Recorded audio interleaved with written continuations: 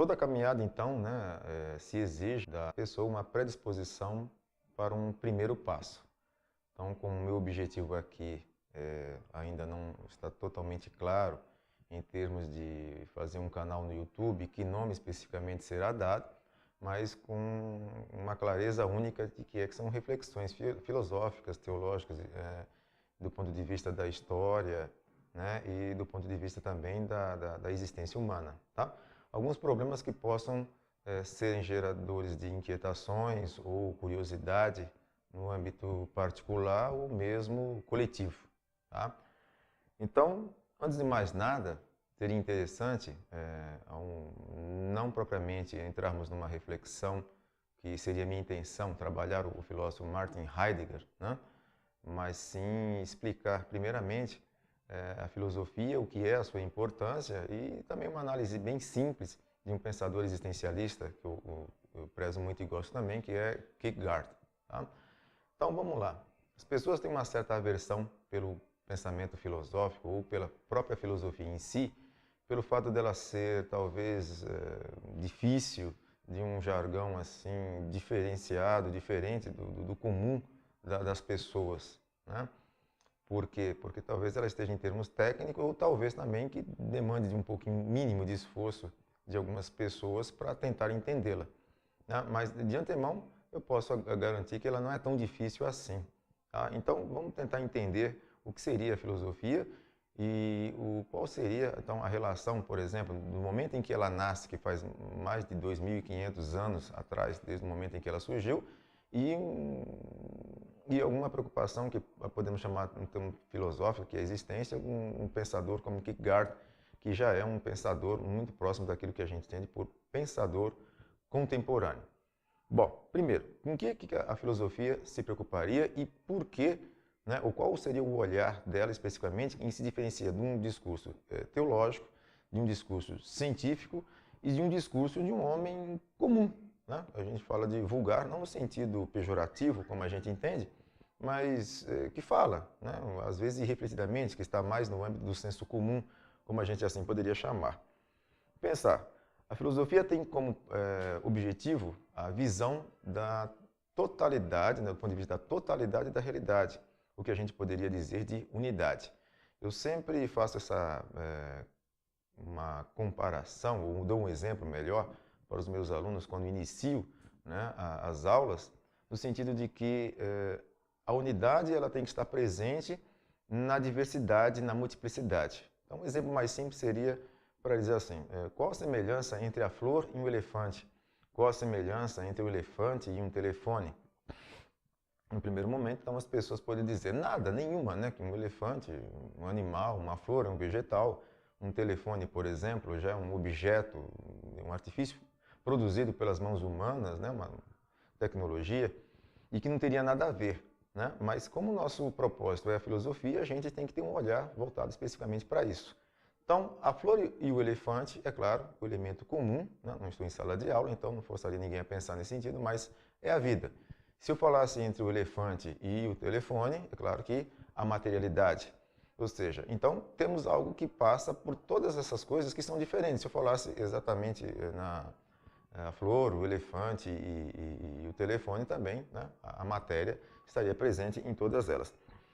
E aí, uma coisa muito interessante que eu gostaria de pensar também seria o seguinte: a gente trabalha ideias e conceitos. Os conceitos, geralmente, eles são abstratos, eles são meio tanto quanto sem vida. A vida está justamente na pessoa que o absorve e o interpreta de acordo com sua própria vida, né? A sua maneira de enxergar e ver as coisas, levando em conta as sensações e experiências e como elas entendem. Tá? Então, o que seria a realidade? Quando você pergunta isso numa sala de aula, alguns alunos dizem que a realidade é o que eles estão vivendo, as músicas que eles curtem. E a gente entende muitas vezes que não é só isso, é e também não é. Porque essa realidade, na verdade, ela é produzida. No primeiro momento que ela surge, que os gregos começam a se questionar e pensar, a gente entende que essa realidade é algo dinâmico. Como eles entendem?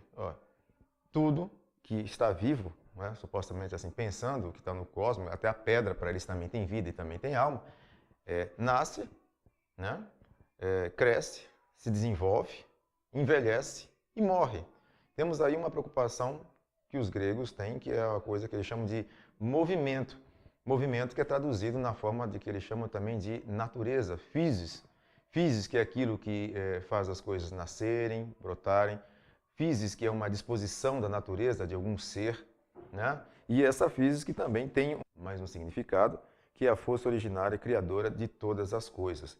E para onde todas as coisas? De onde elas surgem e para onde as coisas também vão voltar. Eu falo com uma coisa muito interessante, que na história da filosofia também parece que passa uma forma de pensar as coisas em termos de uma tríade, né? Platão já havia pensado isso daí na forma da república, que ele divide a alma humana em três: concupiscente, irracível e racional, sendo que a mais importante para ele, obviamente, é a racional, onde estão lá os magistrados, aqueles que vão governar a cidade, onde também ele coloca a possibilidade da mulher nesse sentido. E eu faço essa ponte, vou fazer o corte aqui, já que é uma aula teste aqui, né, uma gravação teste, não tenho por objetivo entrar em detalhes desse pensamento especificamente de Platão, né, até mesmo porque demandaria de um tempo maior, e eu vou me prender de uma forma bem rápida também no pensamento de Kierkegaard, que é um pensamento contemporâneo que, de uma certa forma, não foge muito, não digo da mesma forma como foi visto com Platão, mas da maneira como ele entende, que também ele divide em três partes. Se a gente parar e pensar assim, o Platão, por exemplo, ele coloca como último estágio uma visão de mundo percebida por um homem que pode ser um intelectual, racional e também uma mulher, né? Platão colocou essa possibilidade. E aquele preconceito que a gente tem que todo filósofo é homem e que só os homens podem entender filosofia, Platão quebrou isso daí. E por isso que ele foi vendido como escravo, né? Não vou entrar nesse detalhe. Kierkegaard é um filósofo que pode ser considerado para muitos, né, como o pai do existencialismo. Por que eu digo para muitos? Porque já encontrei alguns livros, e eu não entrei em detalhe nesse aspecto, no sentido de que nem todos o entendem como o pai, né, do existencialismo, como colocam como pré-existencialista. Né? Na faculdade, quando eu estudei, ele era o pai do existencialismo, né? Já não é mais, não se entende assim.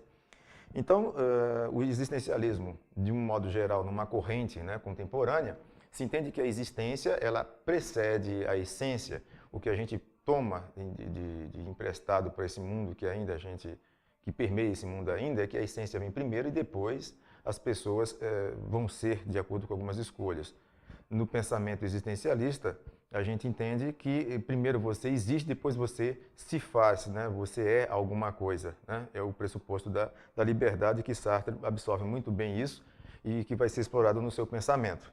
Bom, mas Kierkegaard, então, né, esse gênio, se entende o existencialismo como uma revolta, uma aversão, melhor, contra todo o pensamento sistemático e abstrato, que engole e diminui a própria natureza humana ou o homem como tal. A forma de escrever de Kierkegaard é em diário, bilhete, carta, para quebrar aquela ideia que o filósofo escreve em tratado e tem uma visão sistematizada do mundo, das coisas e do universo. Né?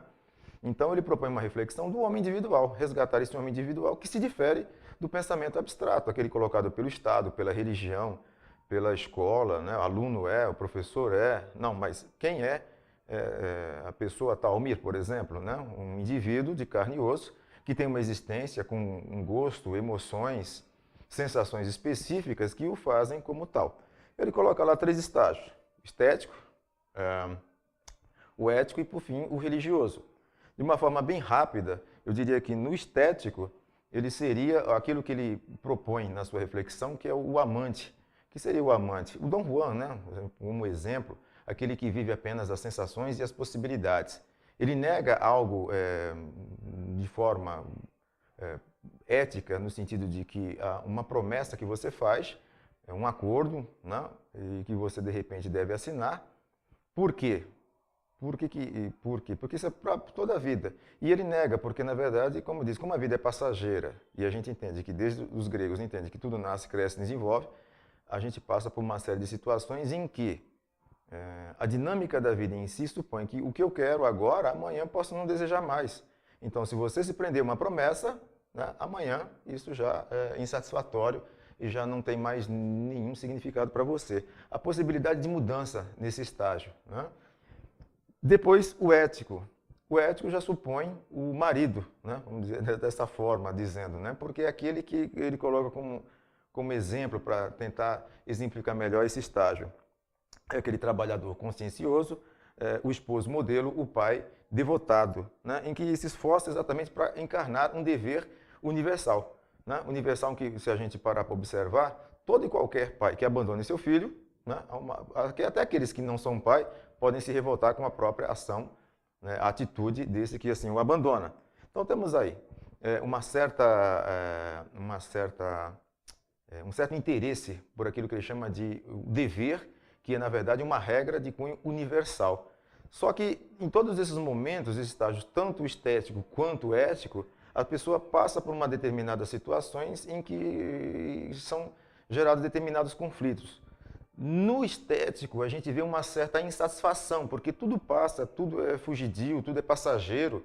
Então, sempre a pessoa vai sofrer uma certa angústia, uma certa insatisfação, porque ele nunca vai conseguir se satisfazer. No ético, por exemplo, ele chega a citar o exemplo de Abraão, ele escreve um livro sobre isso, Temor e Tremor, onde vai analisar o aspecto da religião, né? Em que o Abraão, na verdade, ele vai passar de um estágio tanto do ético para o religioso. Né? E esse é o último estágio ao qual o homem pode chegar, né? Que é um momento que ele caracteriza como intraduzível, né? Vamos dizer assim, Cristo na cruz, quando ele diz, e vivido pela própria pessoa, né? Na relação Deus e o homem.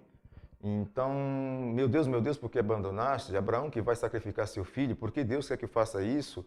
Né? Eu coloquei como exemplo, para a gente entender melhor, nessa transição, em que os estágios anteriores nunca vão satisfazer, principalmente no ético, porque as pessoas vivem, de repente, determinadas situações, principalmente ele dá o exemplo do Jó, não ele, né? Mas alguns que o analisam, Jó. Jó é um homem justo, mas passa a ser sofredor, onde ele perde tudo. A gente poder perguntar por que uma pessoa justa se dá mal e aquele que é ladrão, hoje especificamente no país em que a gente vive, sempre está se dando bem. Né? Porque, na verdade, a forma de se entender religiosa é totalmente diferente da se entender a científica e filosófica, né? Que muitas das vezes é dialética. E a dialética supõe as contradições. E para a gente entender a unidade, foi aquele propósito que eu logo do ponto de partida, quando eu iniciei a minha reflexão, né? Supõe exatamente o quê? Eu coloquei como exemplo aquele filme A Espera de um Milagre, onde é uma das cenas mais belas, entendida por um público mais crítico, em que Michael Clarke Duncan, né, que faz o papel de John Coffey, e o Tom Hanks, que é lá o guarda, né, que fica guardando, trabalhando no presídio, ele percebe uma presença divina, né, no John Coffey, em que ele propõe até a sua fuga, né, a sua saída dali. E até ele pergunta, né, John Coffey, mas por que você vai fazer essa estupidez, né? Mas estaria matando um dos maiores milagres, um dos seus milagres. E é onde ele responde, olha, aliás, o John Coffey chega a perguntar, o que eu vou dizer diante de Deus nisso? É que o homem começa exatamente a perceber a sua individualidade, né, e se destacar como um tal. Ele responde, diga apenas que foi uma gentileza, né? É aquilo que a gente ouve biblicamente, né? Tudo é bom, tudo que Deus fez tem algum propósito, tem algum sentido. Se algo não está gerando uma certa satisfação, uma certa felicidade, talvez porque aquilo que me desarmoniza, né? Eu devo me desarmonizar com tal coisa, com tal relação, com tal situação, com tal objeto. Né? E eu jamais devo também, a partir daí, maldizer alguma coisa que aí existe nesse mundo. Se existe é por alguma razão, por algum motivo que eu desconheço. Tá? Ok? Então termino por aqui.